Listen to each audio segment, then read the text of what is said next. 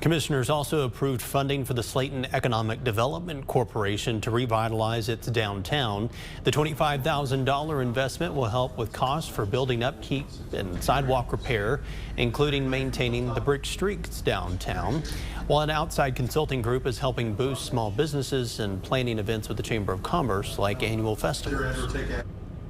I know some cities are trying to get rid of their bricks, in their downtown areas. Slaton is proposing to keep theirs and just to keep them properly maintained. Commissioners unanimously approved the grant after declining to fully fund that project last year. They say they're pleased to see the city offered its own money first.